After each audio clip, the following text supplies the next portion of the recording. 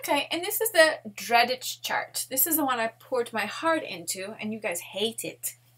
So, let's try and make sense of all of this. So, the premise is that you need subjunctive, which means that your opening statement, your main clause is either a wish, impersonal statement, doubt, opinion, will, emotion, desire, or any of the special words that might need the subjunctive or superlative relative. Okay, so that's the premise. And then you need to have different subject.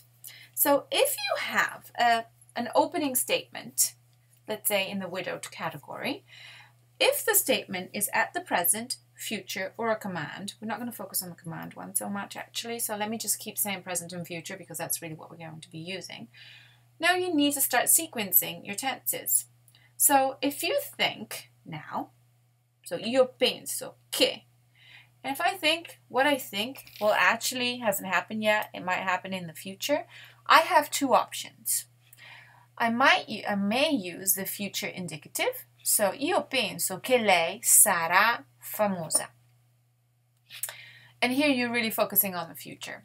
So io dico, io penso che lei nel futuro sia famosa. Kind of losing the future here a little bit, but you may use the present subjunctive because you're focusing on the fact that, you know what, you think that, but you're really not sure. So you want to give this idea that, you know, this is not set in stone. Instead, if you have a present or future statement, quindi io spero che lei sia felice. So I hope that she is happy. So everything happens at the same time, you will use the present subjunctive. If you have a statement always in the widowed category, present, future, about something that happened before, for example, I hope that she had arrived yesterday. So that will be a specific time. So here it is, your bocces again. So as a reminder, we need to review bocces. So it's beginning and end, one time, change. I can't remember the second C because I don't learn them like this. Change,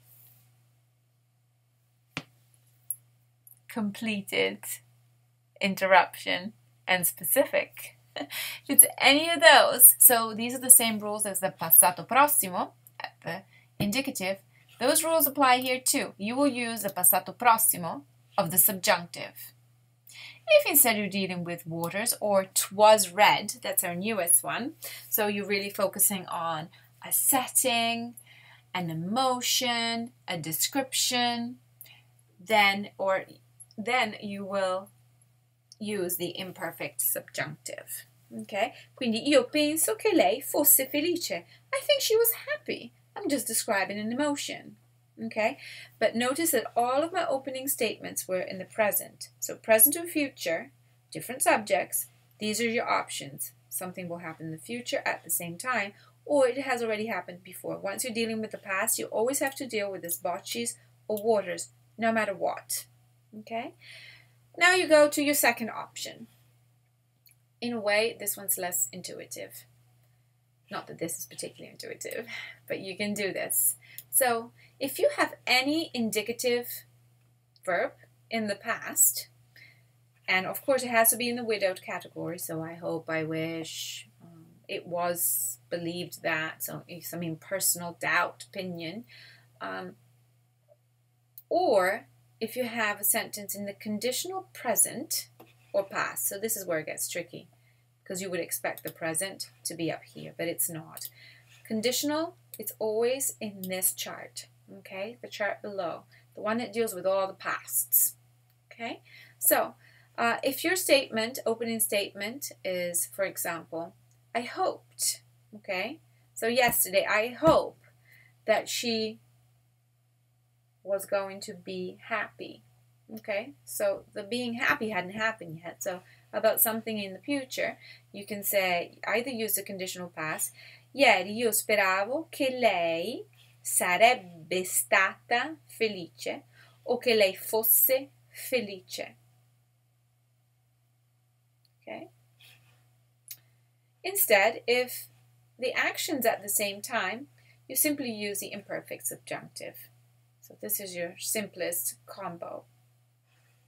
Or if you have the indicative past or conditional present to past about something that happened even earlier on. So I hoped that she had studied for the exam yesterday, specific. I will use the trapassato. And here I go again. I have the boccis, so your specific, your change, completed, all of that.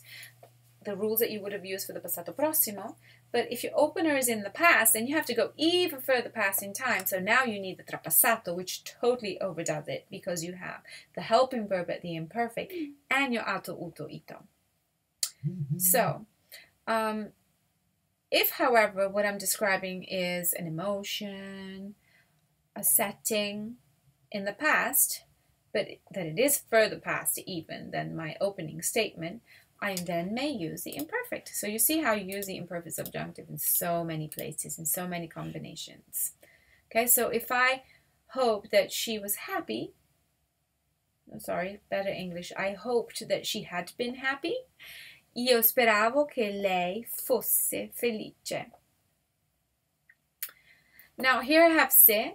For se, I have, which is a hypothesis.